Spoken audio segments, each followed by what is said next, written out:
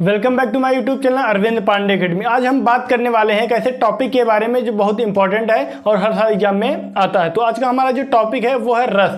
रस क्या होता है इसके बारे में बात करेंगे और जो इंपॉर्टेंट रस जो एग्जाम में आते हैं हर साल उनके बारे में बात करेंगे। तो आगे बढ़ने से पहले यदि आप लोग चैनल पर नए हैं तो चैनल को सब्सक्राइब कर लीजिए और बेल आइकन को प्रेस जरूर कर लीजिएगा ताकि जो भी वीडियो हम अपलोड करें उसका नोटिफिकेशन सबसे पहले आप लोगों तक जरूर पहुंचे। तो चलिए बिना देरी के हम शुरुआत करते हैं।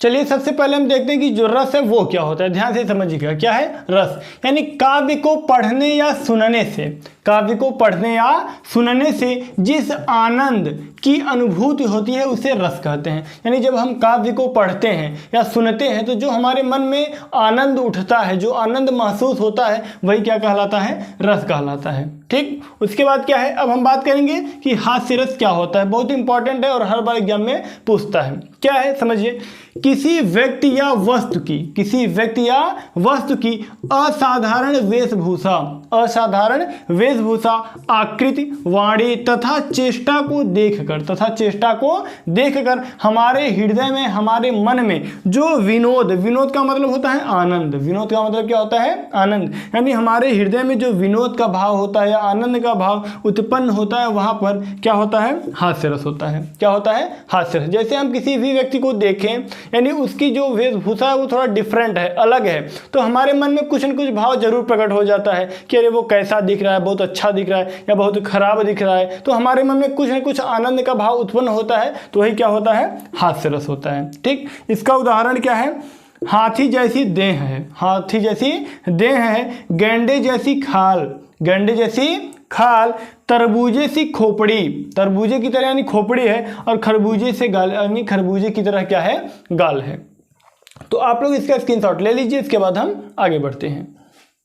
अब हम बात करेंगे कि करुण रस क्या होता है। ध्यान से समझिएगा क्या है, जो शोक का अस्थायी भाव, विभाव, अनुभाव और संचारी भाव का भाव सहयोग पाकर पुष्ट होता है, सहयोग पाकर पुष्ट होता है, वह करुण रस कहलाता है। वह क्या कहलाता है, करुण रस। इसका उदाहरण क्या है, हे खग मृग है मधुकर श्रेणी, तुम देखी सीता मृग नैनी। ये जो दोहा है यानी ये जो उदाहरण है वो रामायण से लिया गया है। कहाँ से लिया गया है, रामायण से लिया गया है। ठीक है, अब अगला क्या है, श्रृंगार रस। अगला क्या है, श्रृंगार रस। ध्यान से समझिएगा क्या है, जब रति नामक अस्थायी भाव, विभाव, अनुभाव व्यवचारी भावों द्वारा पुष्ट होता है तब श्रृंगार रस की निष्पत्ति होती है। तब किसकी निष्पत्ति होती है, श्रृंगार रस की। ठीक, अब इसके उदाहरण क्या है, ध्यान से समझिएगा क्या है, मेरे तो गिरधर गोपाल दूसरों न कोई,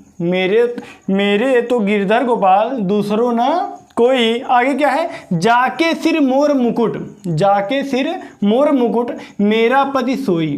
क्या है आगे, मेरा पति सोई। ये किसका उदाहरण है, श्रृंगार रस का। ठीक, ये रहा आज का हमारा टॉपिक रस के बारे में जो इंपॉर्टेंट थे। ठीक, तो ये आज के लिए इतना ही। अब आप लोगों से मिलेंगे किसी अगले वीडियो में, तब तक के लिए जय हिंद, वंदे मातरम।